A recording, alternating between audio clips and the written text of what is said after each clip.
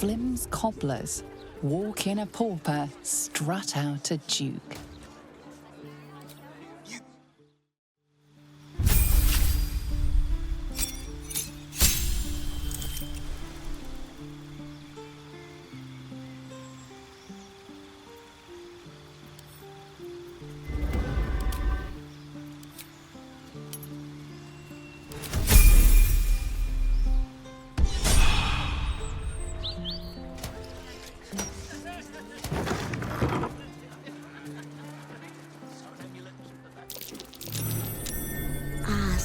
You've chosen a special day to visit the family home of Archduke Enver Gortash.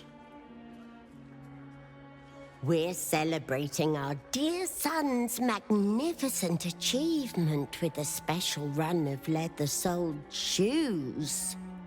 Gods, Gortash has a mother. I assumed he sprang fully formed from a lich's arse crack or something.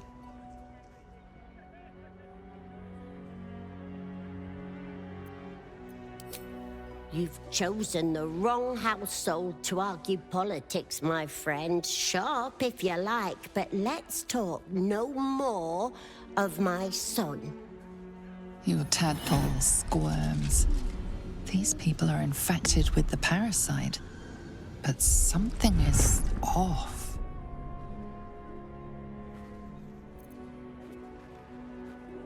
You search her mind. The psionic forces that control her are different, split somehow. Your own consciousness slips into the gap. Help me! Gods, help me! Enver's ruined my mind, he's taken my body. I should have slammed the door in his face, but I let him in and he rammed some kind of worm in our eyes. I'm here. But I can't speak. I can't act. I'm trapped.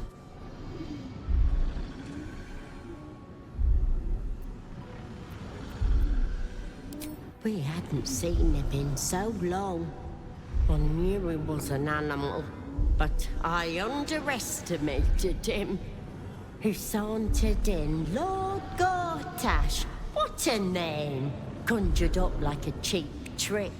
Said he was back for good, and he wanted to repay us for his childhood. Still bitter after all these years, but we did what was best for him, for all of us. We had debts, world-ending debts, trying to keep this cursed shop afloat. Dangerous lenders who said they'd bury us all if we didn't pay. Then a warlock offered us a pretty penny for Enver's service. He was a smart boy. Too smart. It was give him up, and all of us live, or refuse and die. What choice did we have?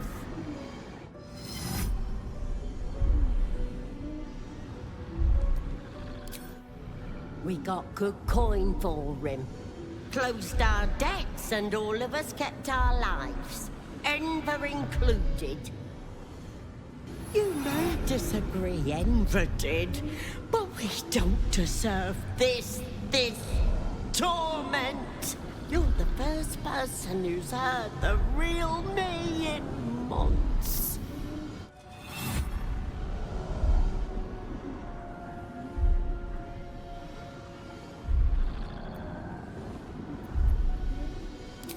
Maybe, maybe not. It's for the gods to judge me, not my wicked son, and not you.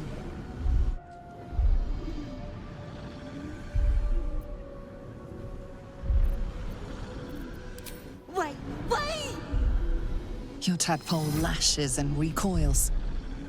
The connection is broken. Come again soon.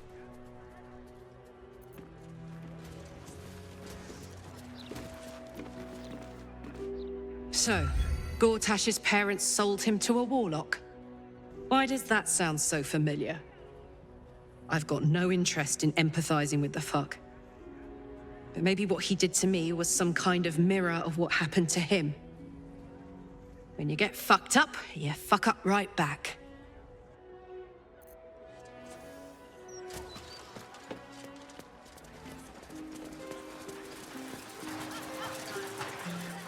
You seen any gazetteers around?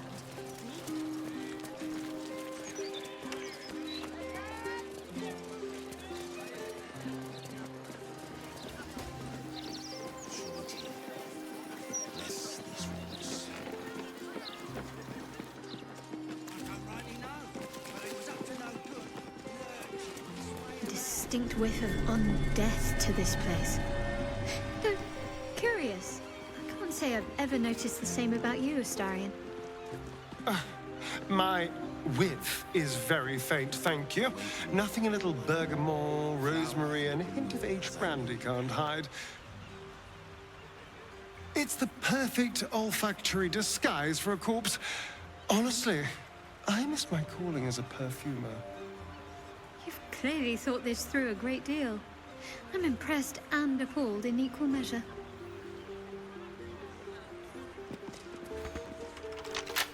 Set into the mansion's faded exterior, you see the faintest outline of a door. An entrance designed to provide the utmost discretion. The door pulses with a heavy, melancholic magic. Whatever lies behind it concerns the living and the dead. You sense it waits for the right words. It requires permission to open.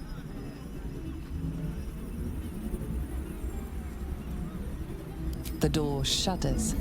It has no choice but to let you inside. Mystic carrion awaits.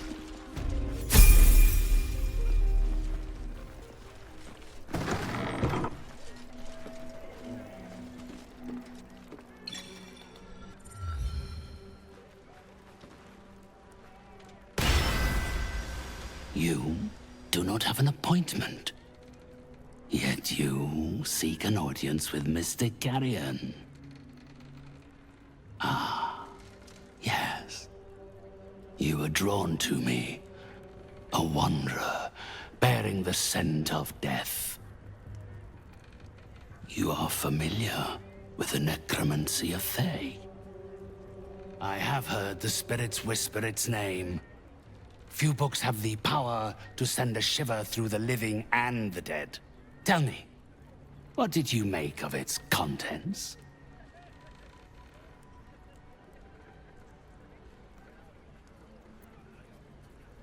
Sealed against those who lack the capability to understand it, no doubt. Perhaps one day the book will reveal its secrets to you. Until then, they're best left between its covers. Unless you have any other business with me, I suggest you return to the domain of the living. The painter. Yes, I remember. He wanted to contact a tormented spirit. I gave him exactly what he desired, and for a pittance, given the complexity of his request. His inability to follow simple instructions is hardly my fault. If he wanted his safety guaranteed, that would have cost him extra. My clients are guaranteed absolute privacy in their consultations with myself and my spirits. I assume you came to me seeking an exorcism? I can provide you with the means to perform such a ceremony, but you understand, this is my livelihood. First, you must do something for me.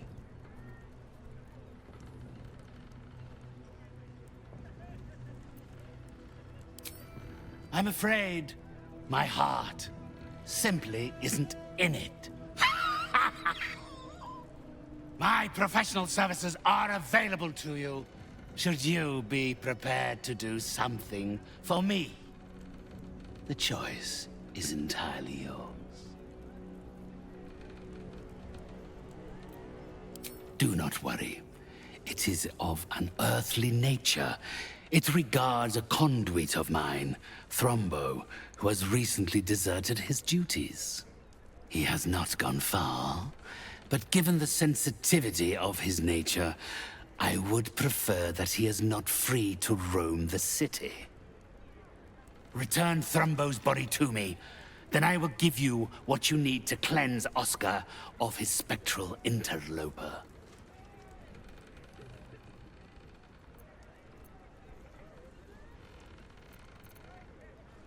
It's quite simple. He resented having to work for a living. The undead can be rather lazy in that regard.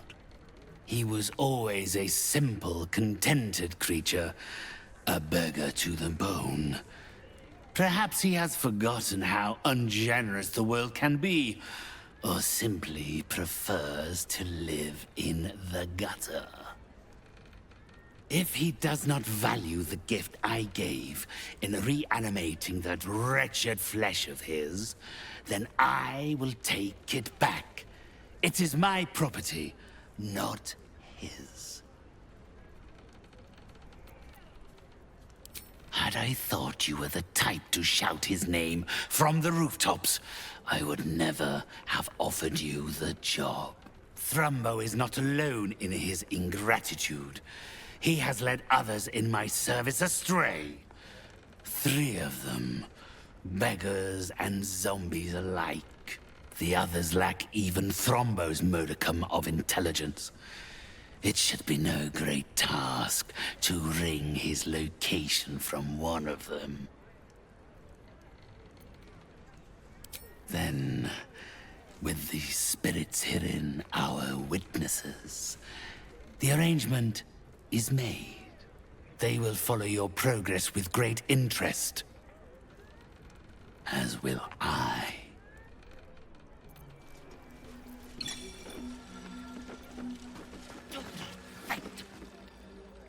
My spirits told me you were capable. Yet you stand in my presence, and Thrumbo is nowhere to be seen. But of course, one must never be scared to part with gold. It's better spent than buried.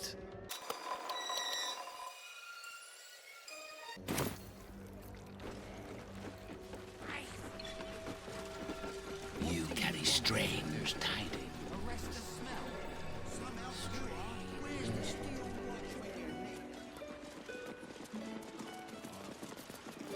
Father always shooed me away from this place. More rats than a water-deep dungeon. You have my word. It is most unfair to pour such scorn on rats. They have their place in nature, same as you or I. And I don't get the sense that my father was being literal. Walking funny isn't...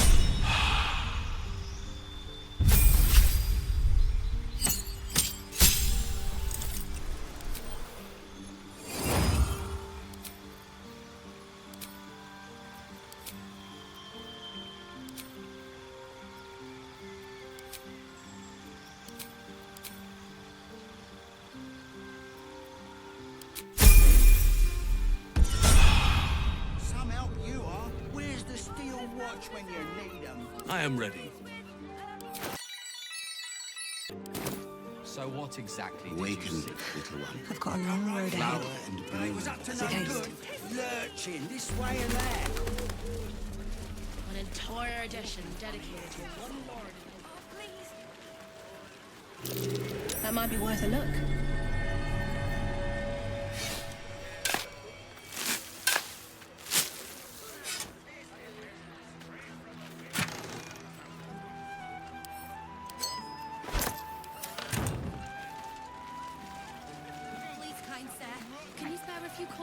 Probably just a dead He's cat. sick and likely to die.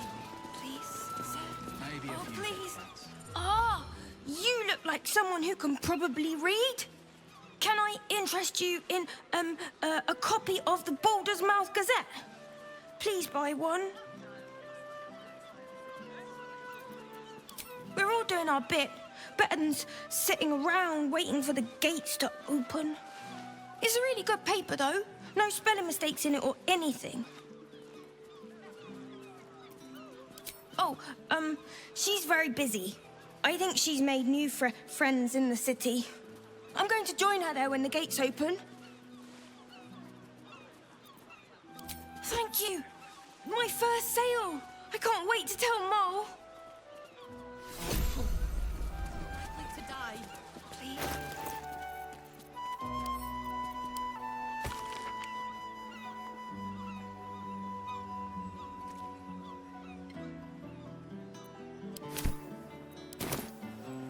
What about a lantern's candle? Would you throw one of them? Have you seen the size of the lantern's candle?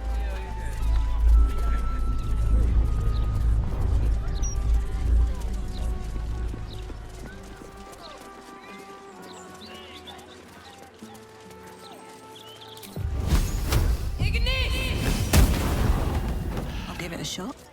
I'm going to ask questions. No. Somebody over there.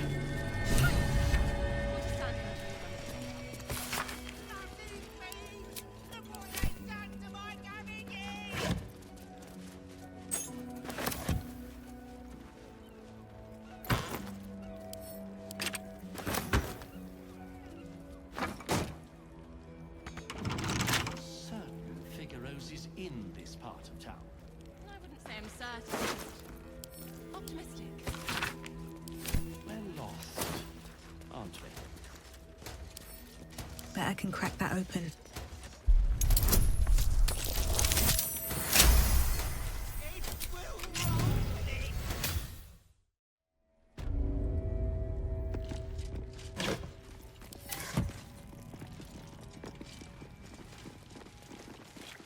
That corpse is huge.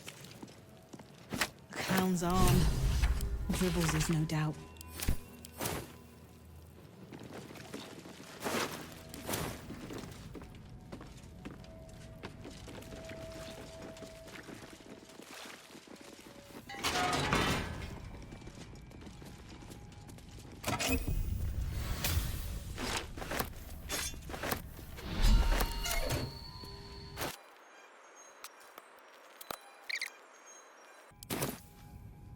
Let's get going.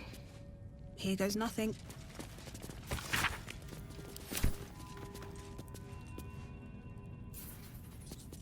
Don't mind if I do. No traps, please.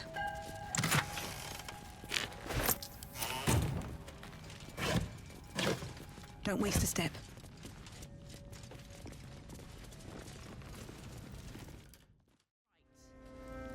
Down the stairs and upstairs.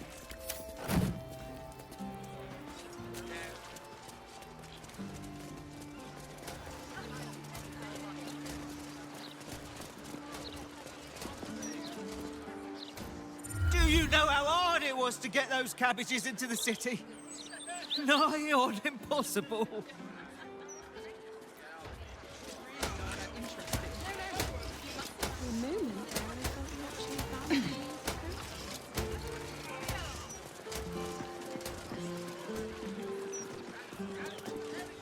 Everyone has to contribute, my darling.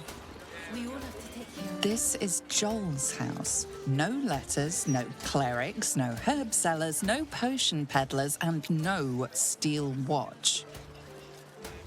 Not a word on all the theft